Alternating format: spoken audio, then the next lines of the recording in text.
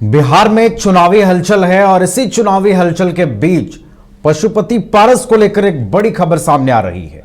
खबर यह है कि पशुपति पारस राजापाकर विधानसभा से चुनाव लड़ सकते हैं। सूत्रों के हवाले से यह खबर मिल रही है और उनके चुनाव लड़ने को लेकर तेजस्वी यादव ने भी सहमति दे दी है। पशुपति पारस महागठबंधन का हिस्सा हैं, इंडिया गठबंधन जो बिहार में इंटैक्ट होकर चुनाव लड़ रही है। और खबर यह है कि वैशाली जिले के अंतर्गत आने वाली राजापाकर विधानसभा से पशुपति पारस जो है वो चुनाव लड़ सकते हैं। तो बिहार में चुनावी हलचल के बीच इसे एक बड़ी खबर के तौर पर देखा जा रहा है। तो बिहार में चुनावी हलचल के बीच बड़ी खबर मिल रही है।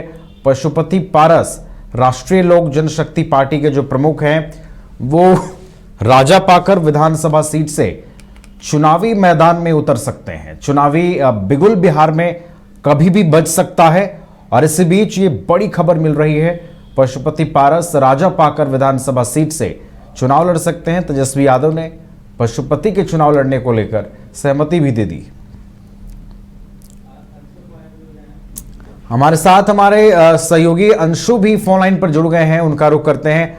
अंशु, पशुपति पारस को लेकर चुनावी हलचल में खबर मिल रही है कि वो राजापाकर से चुनाव लड़ सकते हैं। कितनी संभावना इसमें देखते हैं और क्या वाकई इसको लेकर महागठबंधन में सहमति बन जाएगी? देखिए, पशुपति पारस नबी महागठबंधन में शामिल औपचारिक रूप से नहीं हुए हैं, लेकिन पशुपति पारस को लेकर तेजस्वी यादव ने बीते दिनों जब प्रेस कॉन्फ्रेंस हुआ था, जो सवाल पूछा गया था या फिर तेजस्वी यादव के घर पे आने के लिए पशुपति पारस के घर पे आने के बाद तो तेजस्वी यादव खुद आए थे, तो ये चीजें क्लियर हो गई थी। तो जो महागठबंधन में पशुपति पारस शामिल होंगे, तेजस्वी यादव इसका समर्थन भी किया है। लेकिन जिस प्रकार से सीटों को लेकर के चर्चाएं चल रही है, ये चर्चा और कयास तब जोरों पर है जब ये अंदरूनी खबर जो सामने आ रही है, इसमें ये कहा जा रहा है जो तेजस्वी यादव ने राजापाकर से चुनाव लड़ने के लिए जो है आपको पशुपति पारस को सहमति दे दी, जो आप राजापाकर से चुनाव लड़िए। ये चर्चाएं तेज हैं, लेकिन अब नवीन इसको ये समझ रहा है कि वहां पर विधायक जो है वो कांग्रेस से हैं और ये जो सीट है आपको हाजीपुर वैशाली बॉर्डर का सीट है, ठीक है। और ऐसे में अब ये देखने वाली बातें होंगी कि क्या कांग्रेस का जो सिटिंग एमएलए है उसका टिकट कटने के बाद उसे कहां से एडजस्ट किया जाता है, या फिर इसको ऐसे भी समझिए कांग्रेस अपने सिटिंग एमएलए का टिकट काटेगी कि नहीं काटेगी, ये चैलेंजिंग है जी। लेकिन चर्चाएं हैं पशुपति पारस को लेकर के तेजस्वी यादव की तरफ से यह सहमति दे दी गई है, जब राजापाकर से चुनाव लड़िए, वहां से तैयारी करिए, वहां से आपको लड़ाया जाएगा। लेकिन इसके जो अब मायने हैं वो भी चीज तौर पर आप समझ सकते हैं, देख सकते हैं। क्योंकि देखिए वहां पर ये नहीं कर सकते जो बीजेपी के विधायक हैं चाहे जदयू के विधायक हैं, ये नहीं कर सकते। वहां पर महागठबंधन के ही कांग्रेस पार्टी के प्रतिमा दास जो है वो एमएलए हैं जी और सिटिंग एमएलए हैं। जब आपको क्या कहते हैं ये प्रतिमा दास जो है काफी सक्रिय है, और जब अलका लांबा द्वारा आई, अब जब बिहार प्रदेश में वो अलका लांबा जो महिला के राष्ट्रीय अध्यक्ष वो जब आई थी, तो प्रतिमा दास ने कहा था जो हमारे एरिया में सैनिटरी पैड की जो मशीनें लगेंगी सबसे पहले पूरे बिहार में, और निःशुल्क जो महिलाओं को हम लोग उपलब्ध करवाएंगे। प्रतिमा दास सक्रिय है, प्रतिमा दास की दिल्ली में भी पकड़ है, राहुल गांधी भी उनको जानते हैं, सोनिया गांधी भी जानते हैं, उनसे भी उनकी मुलाकात कई दफे हुई है।